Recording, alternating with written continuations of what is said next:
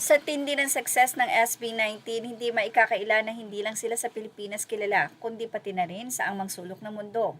Asia, at ngayon Europe, and papasukin na rin ang US. Middle East, handyan ang mga OFW na talaga namang super ang suporta. At mga casuals. Speaking of casuals, isang Chinese citizen ang nagpakita ng galing sa kanyang pag-awit ng wakas, kung saan sa live nga nitong si Stel ay mayroon siyang part doon na kumakanta at pinapakanta niya rin ng mga fans.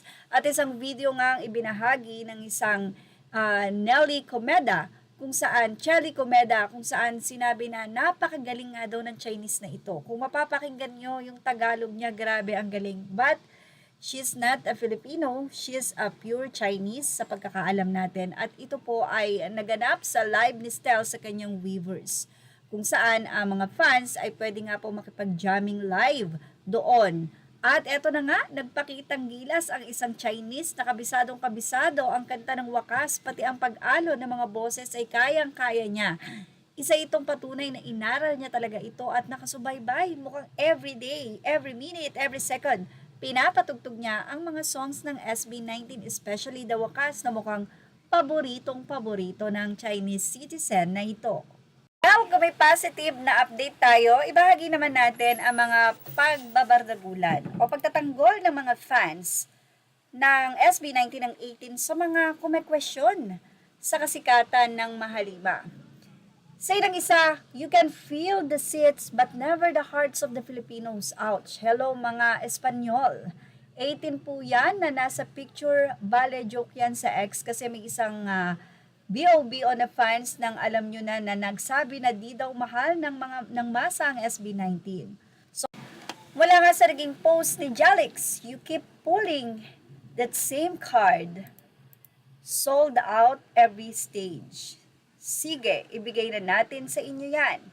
You can feel seats, Eddie, congrats, but can't never feel the hearts of Pinoys. Ouch.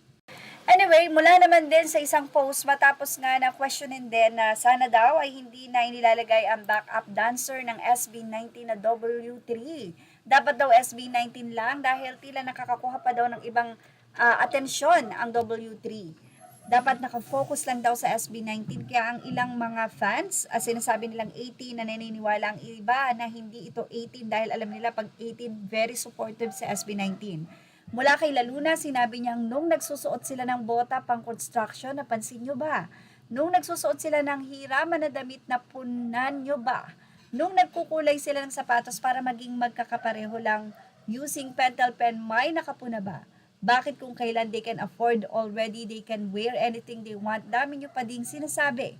Hindi ba pwedeng let them be kung ang gusto nila? Are you really an 18?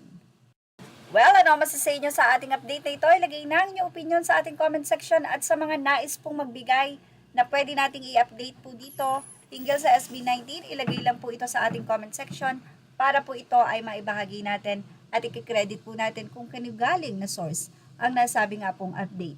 At yan ang ating showbiz top update. Images are all credit to the rightful owners. Thank you for watching. Please like, share, and subscribe.